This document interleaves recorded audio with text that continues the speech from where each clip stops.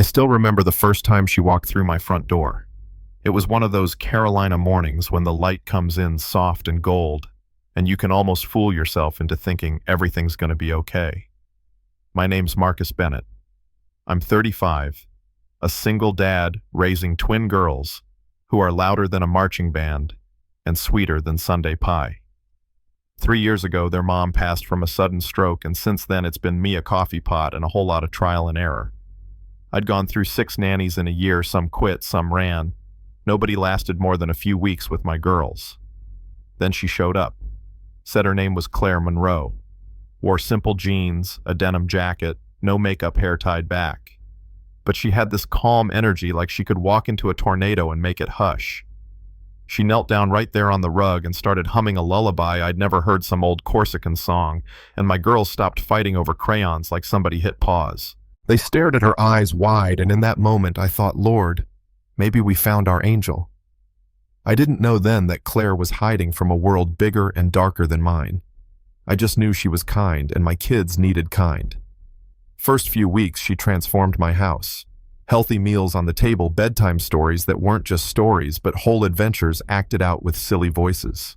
She taught the girls to say thank you without me prompting, taught me to breathe before I yelled, and she even scrubbed the sticky juice stains off my couch without a word. For the first time in years, I started to relax. I'd catch myself smiling while doing dishes. Then one rainy night, I picked up the wrong notebook off the coffee table. Inside business cards, a letter with a gold seal name printed, Catherine Eliza Whitmore. I knew that last name. Everyone did. Whitmore Industries was like a shadow stretching across the whole East Coast. 1,000 stores, banks, pharma companies, and lawsuits nobody could crack. My hands shook. I'd invited a Whitmore into my house, into my daughter's bedtime routines. When she came home that night, dripping wet from the grocery store, I held the notebook out and said, "You lied to me. You're not some nanny off Craigslist. Who are you really?" She froze, rain sliding down her face. "I'm trying to be a better person," she whispered. "I left all that behind." "Behind?" I snapped. "You left it behind, and now you're here. With my kids." My girls ran to her legs, clinging like little shadows. She looked at them like a mother looks at her own, then at me, eyes full of a pain I didn't understand. "Marcus," she said softly, "I didn't come here to hurt you. I came here because you were the only listing that didn't sound like a trophy job. I needed something real. I couldn't hear it, couldn't see it. All I saw was another person with power playing a game at my expense." I told her to get out. She left without a coat. My girls cried themselves to sleep calling her name. The next week was hell. Without her, everything unraveled. The twins refused breakfast, bedtime turned into a riot, my freelance work fell apart. Even the house felt heavier. My neighbor Maria, who'd seen everything, came over and said, "Marcus, sometimes people run from money, not toward it. Don't punish her for trying." But pride's a stubborn disease.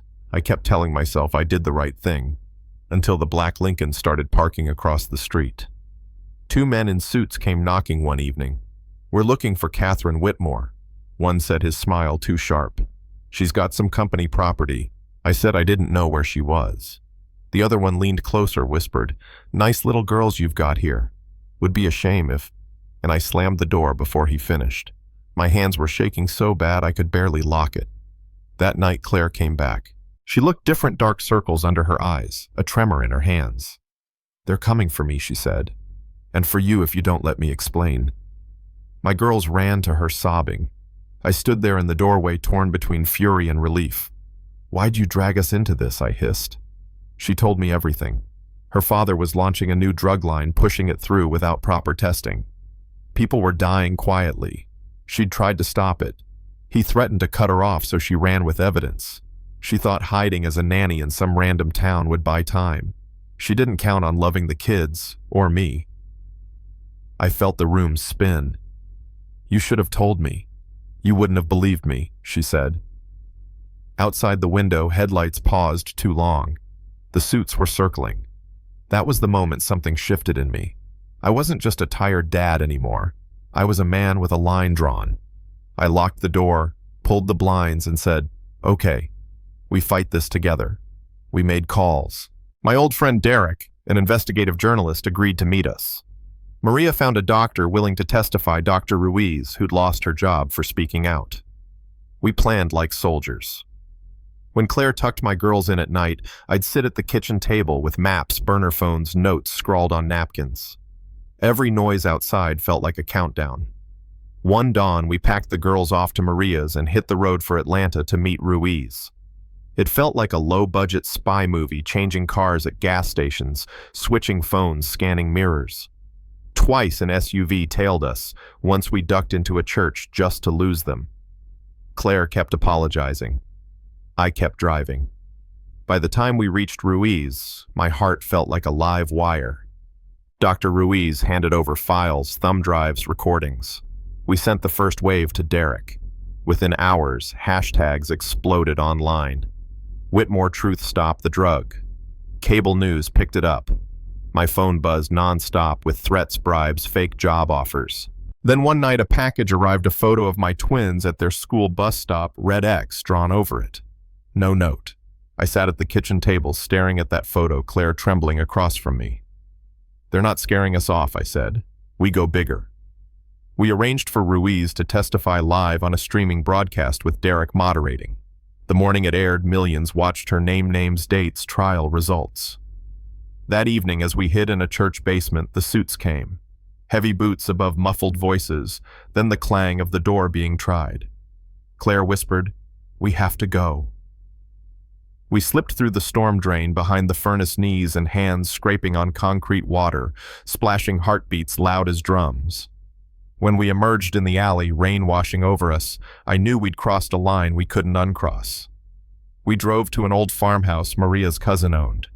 There, between peeling wallpaper and creaky floors, we built our next move.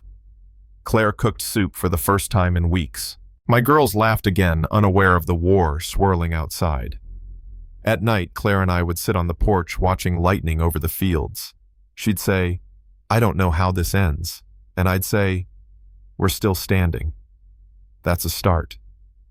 Somewhere along the way, my anger melted. She wasn't some heiress playing poor. She was a woman risking everything to do right. And me, I wasn't just a man in over his head.